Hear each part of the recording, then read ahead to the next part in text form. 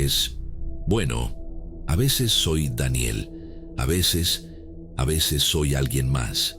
Al principio eran solo lagunas, momentos perdidos en la niebla, como si el tiempo se hubiera saltado un fragmento. Despertaba en lugares desconocidos, con ropa que no recordaba haber elegido, con una sensación extraña en el cuerpo, como si hubiera vivido horas que mi mente se negaba a registrar.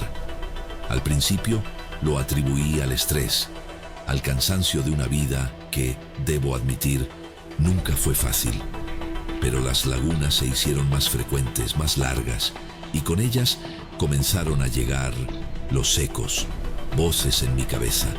No eran mis pensamientos, eran distintas, con tonos, ritmos, incluso acentos diferentes. Al principio eran susurros, fragmentos incomprensibles que flotaban en los márgenes de mi conciencia, pero con el tiempo se hicieron más claras, más insistentes.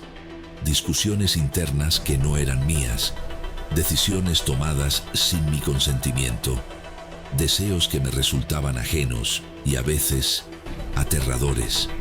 Empecé a encontrar objetos que no recordaba haber comprado, dibujos grotescos escondidos bajo mi colchón, mensajes extraños escritos con mi propia letra, pero con una caligrafía ligeramente diferente.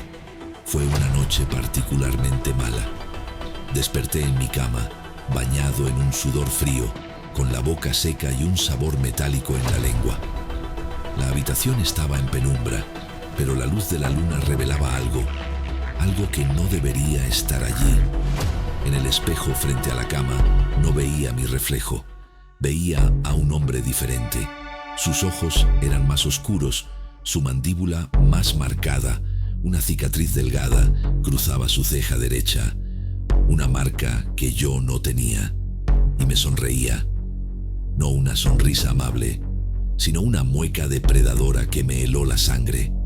Intenté moverme, gritar, pero mi cuerpo no respondía. Era como si estuviera atrapado dentro de mi propia carne, un espectador mudo del horror que se desarrollaba ante mis ojos. El hombre del espejo levantó una mano que se veía y se sentía como la mía, y la deslizó lentamente por su rostro, como saboreando su propia existencia. Luego, su mirada se clavó en mis ojos invisibles y una voz resonó en mi mente, una voz áspera y desconocida, pero que sentía como si siempre hubiera estado allí, latente en la oscuridad. «Hola, Daniel», dijo la voz en mi cabeza, mientras el reflejo movía sus labios en sincronía.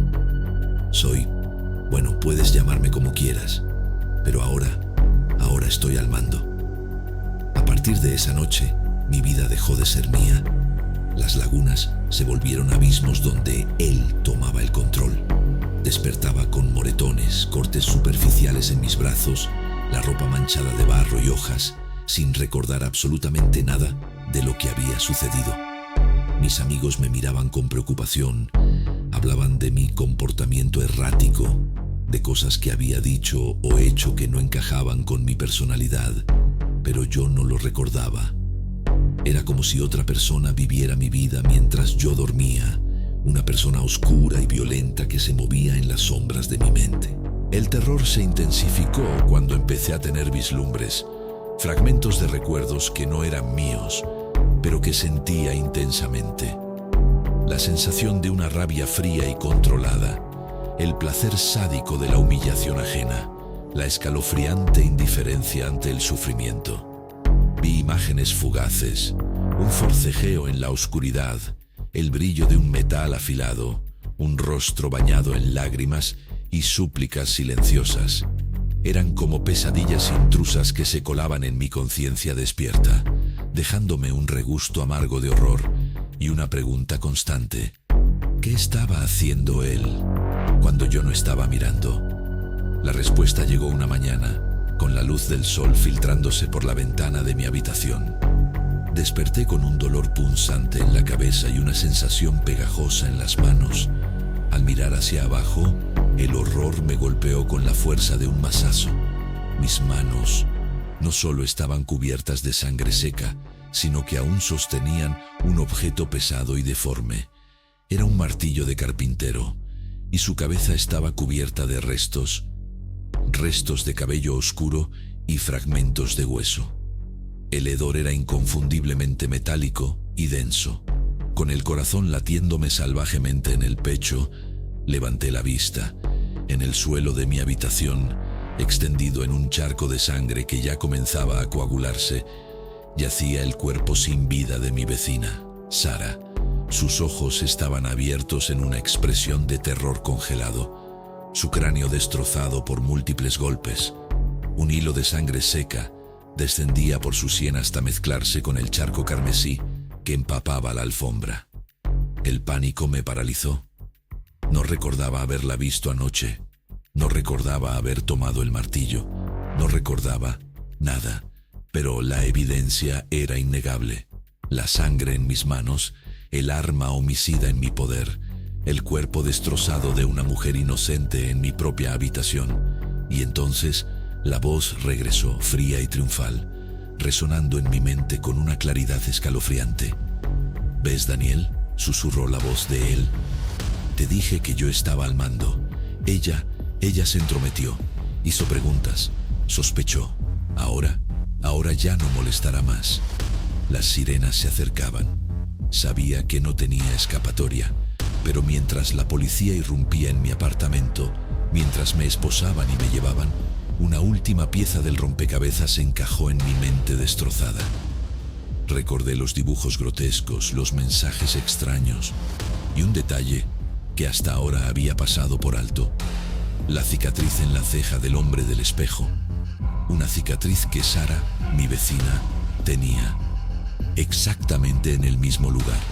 La comprensión me golpeó con una fuerza aún mayor que el horror de la escena.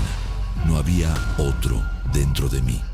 Siempre había sido yo, Daniel, pero mi mente, fracturada por un trauma olvidado, había creado una máscara, una personalidad alterna para cometer actos que mi conciencia despierta se negaba a reconocer. Él no era un invasor, era una parte de mí, la parte oscura que había estado allí todo el tiempo, esperando su momento para emerger. Y en el reflejo del espejo no veía a otro hombre, veía la verdad. El monstruo siempre había estado allí, dentro de mí, y ahora el silencio de mi mente era más aterrador que cualquier grito. Siempre contigo, siempre en tus pesadillas. El códice del terror.